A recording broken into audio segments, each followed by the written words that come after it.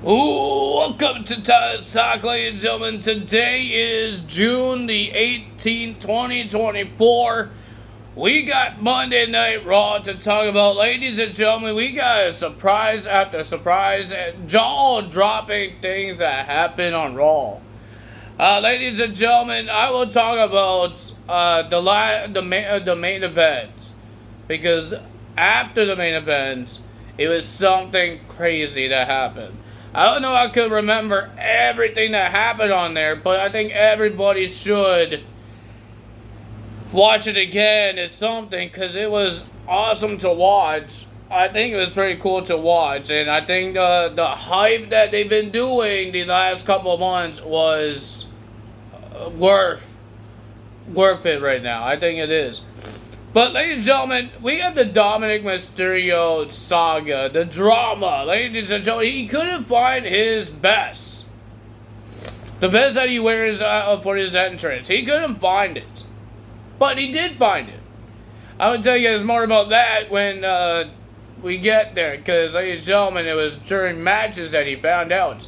And at the end, something got spicy. I don't know if I'm allowed to talk about it on YouTube, but ladies and gentlemen, he got spicy with Dominic at the end when he found out where his best went.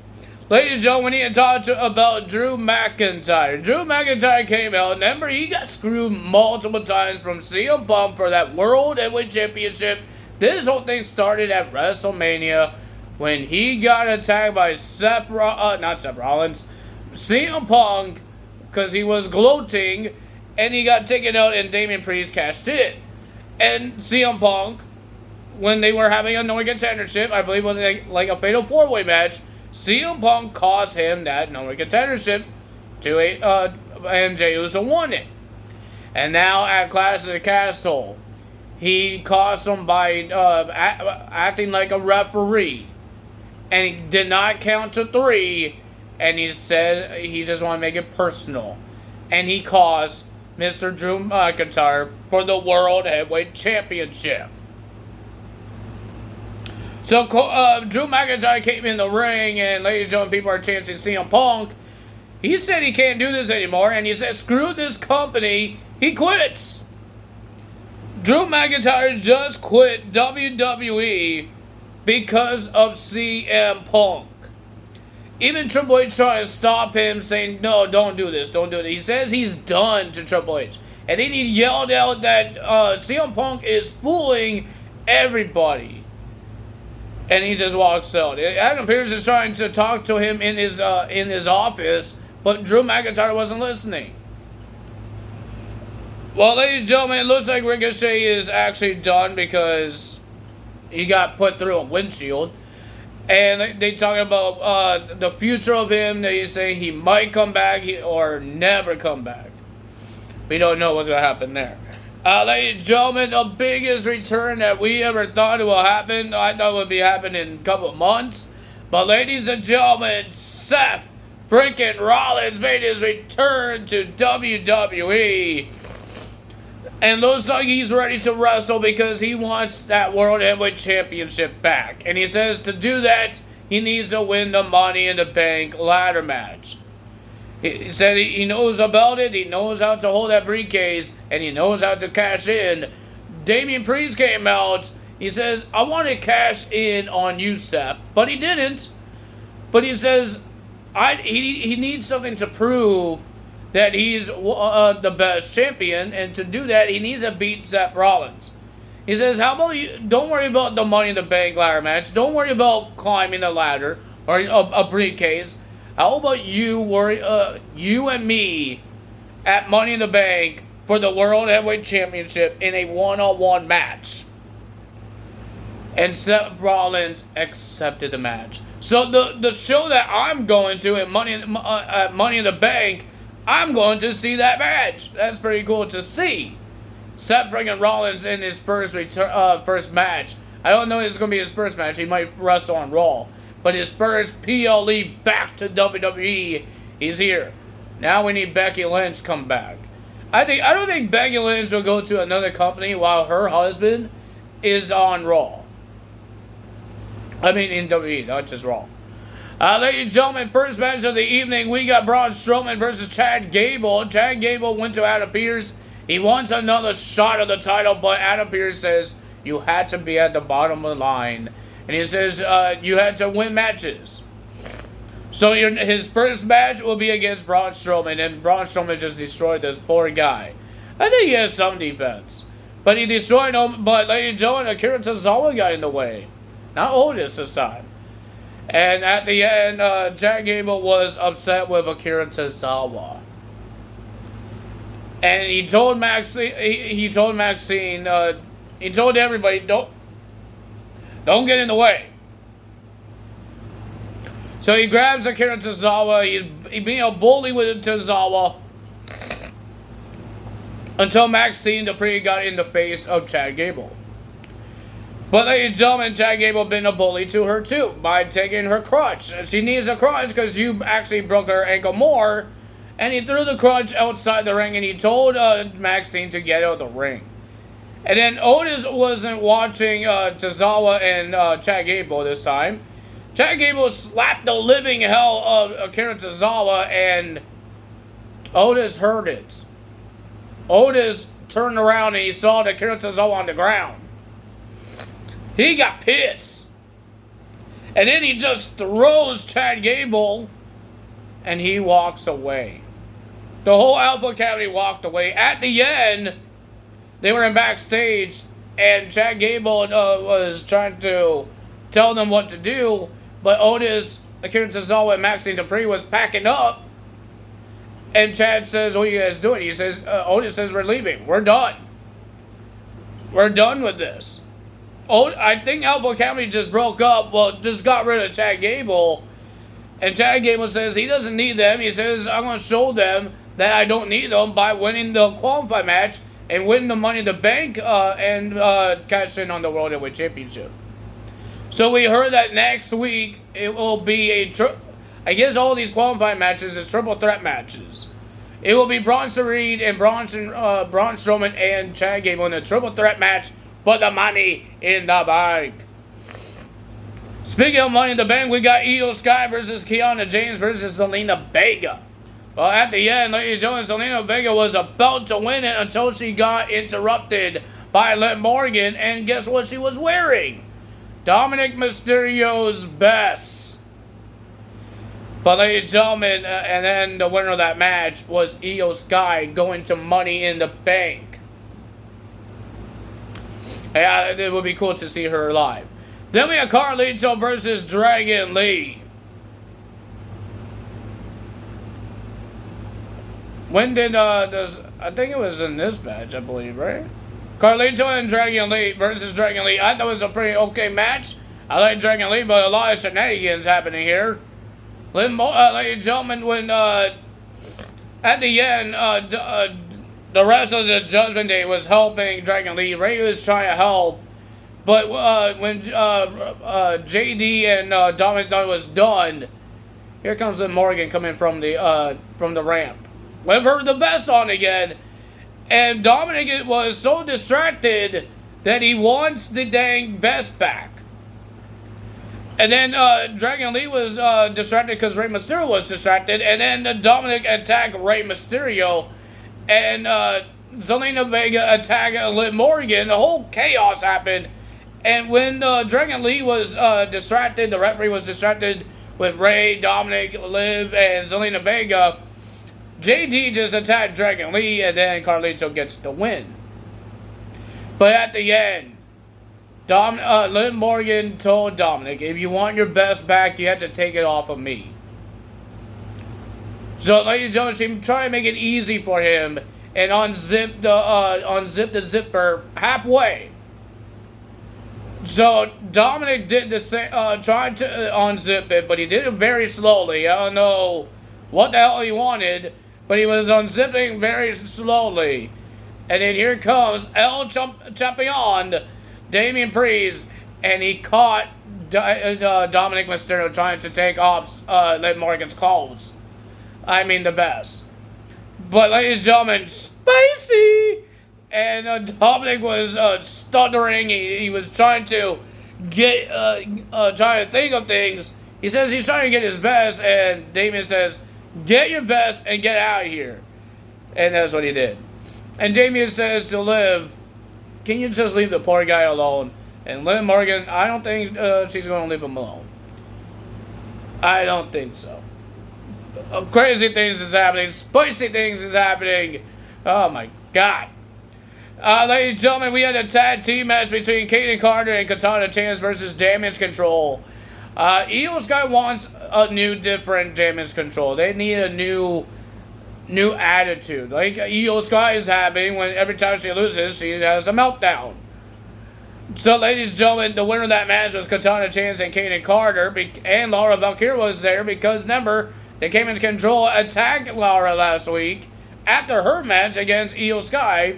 So she did the favor and helped them out. But ladies and gentlemen, they got the win. But at backstage when this whole match ended, Io Sky, Dakota Kai was complaining, and Io Sky says, "If you guys are not going to make the change, she's going to do it by herself." We don't know what that means, but it's something. Well, ladies and gentlemen, Sami Zayn is done with Chad Gable. It looks like Chad Gable has to be done with the Intercontinental Championship for now, because now he's in the Money in the Bank qualifying match. So Sami is done with Chad Gable. So he needs contenders. And that one contender was Braun Breaker. He came out. He wants the Intercontinental Championship. And then Sheamus came out. He wants the Intercontinental Championship because he was chasing that title for years. And ladies and gentlemen, Sami had a good idea to have a match between Sheamus and Braun Breaker. I thought it was a banger. It got a little slow in the beginning, but it was an awesome match. But I believe Sheamus won the match by disqualification. Ludwig Kaiser attacked Sheamus multiple times, and Sami was just watching this match because he can't do anything because the producers are going to freaking get in his way again. The freaking people that won't stop saying, "Oh, you can't fight, you can't fight. Back up." So Ludwig Kaiser, and then they got rid of him, trying to get rid of Ludwig Kaiser, and then Ludwig Kaiser attacked Sheamus more. And then he was about to do the same thing that he did to Kofi, he did to Giovanni Bettini. He's going to do that dropkick into the stairs. So he was at the ramp. He ran around the ring, and you see Braun Breaker running around the other side of the ring, and then he just spears Mr. Ludwig Kaiser out of his dang shoes. Oh my God. You should see how fast he was running, man. But Ludwig Kaiser was running this way, and Braun Breaker was running that way, behind Sheamus. And when they went to the announce table, there's a big clash. Boom, the spear. And then Braun Breaker got in face to face with, not really face to face because the stupid producers got heated with Sami Zayn. Will Braun Breaker be the next one to get a shot at the Intercontinental Championship at Money in the Bank? People will find out. He didn't win the match. I don't think anyone won the match. Sheamus just freaking got destroyed. Our main event is going to be a triple threat match for the Money in the Bank ladder match, qualified match. Jey Uso versus Finn Balor versus Rey Mysterio. I thought it was a pretty decent triple threat match for these guys. But the winner of that match was Jey Uso. A Judgment Day got their some involved, and they ran like big babies because of Braun Strowman. Braun Strowman chased these guys out of the arena, and then Finn Balor did a coup de grace, a nice coup de grace onto Rey Mysterio. He was about to pin. His back was on Rey Mysterio's chest, and then here comes Uso. While Finn Balor was still on his chest, Jey Uso with the Uso splash. Oh my God, it was a crazy Uso splash. The winner of that match was Jey Uso going to Money in the Bank. I think this is like his first ever Money in the Bank ladder match. Will he win it? We don't know. But ladies and gentlemen, we saw replays of what happened in the match, and then you saw Jey Uso in the audience celebrating until the lights went out. And Bray Wyatt's old theme music hit the gongs. And then Bray Wyatt's door showed up. It opened. Freaking bright lights in my eyeballs. I don't like that part. But the other parts, I like the other parts because it was crazy. And then the light went off. And then you could see on the bottom, on the floor, somebody crawling out the door. And it was Sister Abigail, a.k.a. Nikki Cross, crawling to a lamp. She stands up like a freaking witch. I think that's what she was. Isn't that what Sister Abigail is? A witch? I think that's what she is. And then she points to the backstage. The cameraman went to the backstage. We saw a whole bunch of smoke and blue lights in the backstage. And then we looked down on the ground. There was bodies on the ground. Remember what Uncle Howdy said on his QR code. There's going to be a massacre. And then we looked up. There was a bunny with a mallet. Eric Rowan.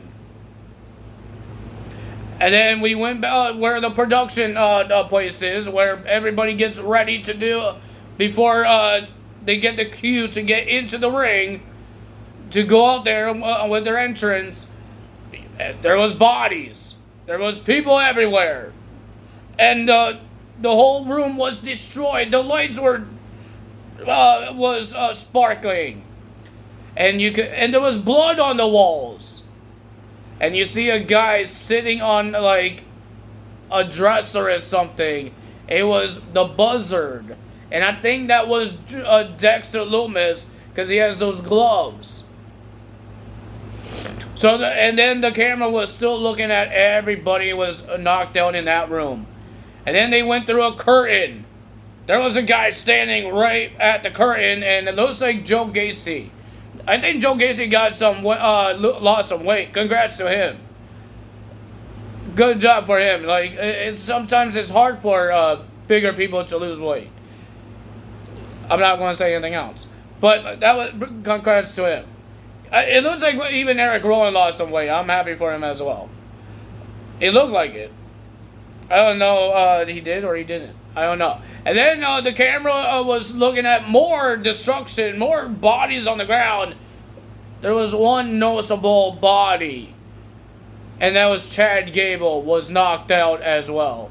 People thought he got shot, but I think he just got attacked. Because he got blood on his head. And then we saw the mastermind. Uncle Howdy coming out. And gathering his family. He gathered Joe Gacy. He gathered Dexter Loomis from that dresser-looking thing. And then he gathered the bunny. And then they all walk towards Nikki Cross. Because she was still on the stage with that lamp. And we all saw them. Their faces. Well, they're not their faces. They're masks. And then they walked to Nikki Cross. Uncle Howdy grabbed the lamp. Everybody stand up for the end of Raw. And then you just hear Uncle Howdy says, "We're here." That was awesome. I don't know if I give you guys a good backstory of it or example. I don't know what I'm trying to say. Did I give you guys a good I don't know what I'm trying to say. But did I give you guys a good result of it? I think you guys seen it on TV. I've seen a lot of streamers reacting to it. Everybody thinks it's cool. Some people were upset because it was taking so long. I was getting a little upset how many times we had to do this QR codes. But I think Triple H did a good job. It wasn't just a debut. It was a massacre. They destroyed everything. They destroyed almost everybody. They destroyed security guards, production people. Chad Gable could be the first feud that they have. I don't know how that's going to work out when there's 5 of them. But remember, they said 6. It's supposed to be Wyatt 6, but they changed the name to Wyatt Sick. S-I-C-K. Sick. 6. with an S in it.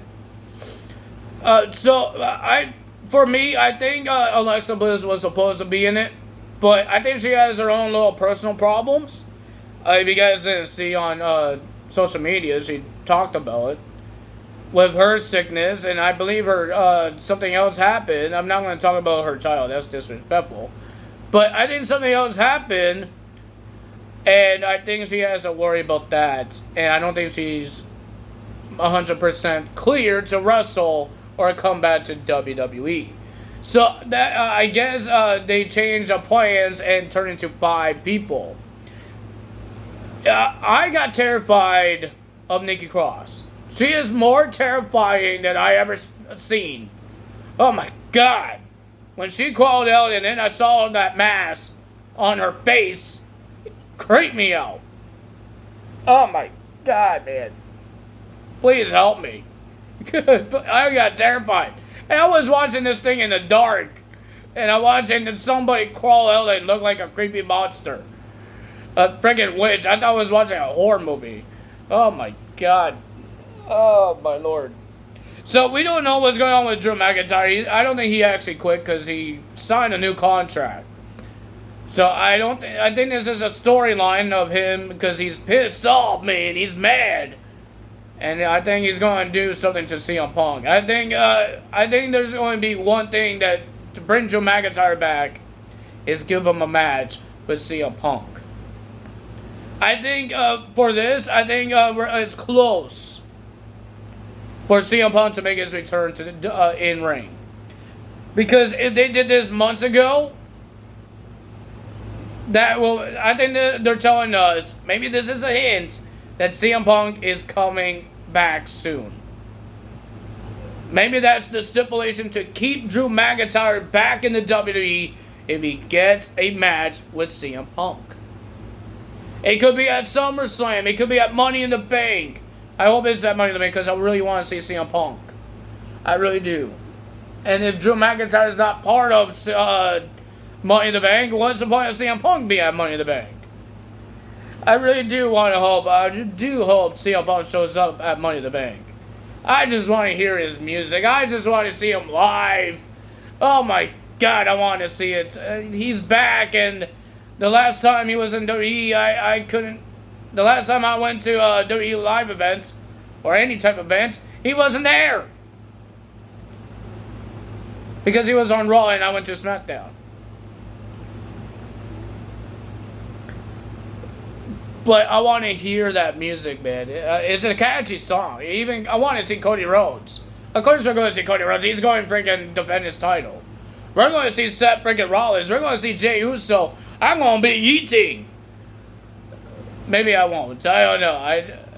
I doing things a lot. I don't get embarrassed a lot when I do things in public. But I don't really yell a lot either. Well, maybe I do. Because I'm yelling. When I get excited, I yell. But I don't know. I might yeet, I might not. I just like watching the show. I like to be excited. I like to be entertained. I love to go to these shows to have fun. But I cheer. I do cheer. I'm not like a grumpy old man not cheering. I do cheer. Okay? I do cheer. It's just, for me, I can't stand up because I have a bad feeling I'm going to fall off my chair into different rows. I have a bad balance. And I'm terrified of heights. So my legs wobble. So if I try to stand up, I'm going to feel like I'm going to fall. There's no railings. I'm going to fall. I don't want to fall. So if I can't, I'm going to yeet in my chair. I'm not going to try to stand up. I hate how I'm so terrified of heights. Even my legs know I'm terrified of heights because they shake. Like seriously, it's annoying. Very annoying. That how scared I am, and how my body knows how scared I am. It's not in my head. My freaking legs wobble, and my feet twitches every time I try to walk, and it feels like I'm going to fall. I need to hold on to my dad to get to my seat. where I don't get hurt. Like, seriously, I don't leave my seat. I don't go to the washroom. I don't go to the merch. The only time I go to the merch stand is the beginning of the show or the end of the show. That's what I do on every show I do. Because I want to be entertained and I don't want to get out of my seat to get scared. I don't want my legs to wobble. Because it will stop shaking and wobbling when I sit in my chair because I'm not moving anywhere. But that's the only time. But I still have fun. I'm not saying I don't. I still have fun. It's just the part of me trying to get to my seat. It's hard, but when I get to my seat, it's the easy part. Watch the show and get scared of the dang pyro. I hope there's pyro, because there was no pyro in the last PLE. So let's hope. But ladies and gentlemen, I thought it was a pretty decent Raw. We got a surprise after surprise. Seth Rollins making his return. Drew McIntyre quitting. I never knew that was going to happen. Uncle Howdy's showing up. Well, not all the champions showed up. Freaking the World Tag Team Champions didn't show up. I'm happy to see Dexter Lumis back in TV. They're actually doing something with him. Even Eric Rowan, he's back on TV now. I'm happy for him. Even Nikki Cross. She hasn't done... when she was on the roster, they didn't do anything for her, just like Dexter Lumis. I'm happy that they're doing something big. And they're helping with the tribute to Bray Wyatt. So that's pretty cool, too. A lot of people cried about this tribute. It is honoring to see that these guys are doing this for Bray Wyatt. It's cool to see his brother is doing this for his brother. It is. I don't know what everybody else thinks about it, but I think it was pretty cool. Rest in peace to Bray Wyatt. WWE is going to live, have your legacy live forever. I believe Bray Wyatt will be proud of the WWE, of what they're doing with his legacy. I believe Bray Wyatt's wife will be proud what WWE is doing with his legacy for her husband. I think it's pretty awesome what they're doing for him. I think it's pretty cool to see. I think the AEW did the same thing with the Dark Order for a couple of years, and then they broke them up. But yeah, I think AEW did the same thing with the Dark Order. They did some tributes for Brody Lee. But this is pretty awesome what they're doing. Doing something that Bray Wyatt wants to do. I think that this was the plan, that the puppets come to life for Bray Wyatt when he made his return. But he couldn't do it because, unfortunately, he passed away. But now they actually could do it with his brother for the tribute for his brother. That's pretty awesome to see. Uncle Howdy looks pretty awesome now. The first time we saw him, I didn't like it. But now he has the Bray Wyatt hair. He has the Bray Wyatt hair. His mask looks perfect with his beard and his coats. His walk when he does the hand twirling. I thought he tripped once, but I think he was trying to move away from the bodies. Try to sidestep away from the bodies. I don't know. But yeah, I think it's pretty cool what they done. Congrats to Triple H. Even Wade Barrett, man, the guy has good acting skills. I don't know, it's really acting, but in the post show when what happened with CM Punk, the guy was all over it. He was angry. And he says he has no respect for Triple H or CM Punk and all that stuff. I don't know if that's part of the show or that was a shoot. I have no idea. It has to be part of the show because I think Drew McIntyre quitting is part of the show too. But Wade Barrett did a good job as well. Oh my goodness. I think these guys are doing their acting very well. Pat McAfee, he makes me laugh a lot. When he was trying to show us what happened with the Judgment Day, because if you guys know, Finn Balor stole that key. The hotel key. When they couldn't find it, and they finally, Finn Balor finally admitted on Raw that he has it, he just threw it away. But you see Pat McAfee with his little iPad thing, I forgot what they call it. And he's trying to show everybody all the details, and he's friggin' circling things around. Like a football player does. It was funny. It was funny. The guy was screaming his butt off. He's freaking so excited. And ladies and gentlemen, Alicia Taylor was not Alicia Taylor. Samantha Irwin was not there on Raw. Alicia Taylor was. Samantha was on Clash of the Castle, but she wasn't on Raw. Alicia Taylor was on Raw. So I don't understand that. I really don't understand that. How is she on Clash of the Castle but couldn't come to Raw? Some people, a whole bunch of people was in Clash of the Castle. Freaking Sammy made it to Raw. Chad Gable made it to Raw. Even the world champion. So I don't know what happened to. I guess it's still part of the storyline that her fiance got taken out, so she could do her job one time, and she couldn't do it on Raw. I guess because Raw reminds her of what happened to Ricochet, because it happened on Raw. So I have no idea. But ladies and gentlemen, I thought it was a pretty decent Raw. I thought it was a better Raw than the last couple weeks. I think SmackDown, if they're going to try to debut Jacob Fatu, they need to try something to outshine Raw's debut of the Wyatt sick. Not six, sick. So I think it was pretty cool to see what they did. Ladies and gentlemen, I wonder what they're going to do next. Will they be at Money in the Bank? That would be cool. Are they just going to attack people, or they're going to have a feud? I think Chad Gable should be the first feud, because he's the only noticeable guy that I know he got knocked out. Nobody else. Braun Strowman didn't get knocked out. It didn't look like Braun Strowman. Braun Strowman has hair. This guy was bald. Damn, Braun, that was like old Braun. Braun is not bald anymore. When he first made his return to WWE, he's not bald anymore. And he's muscular. That guy was a muscular.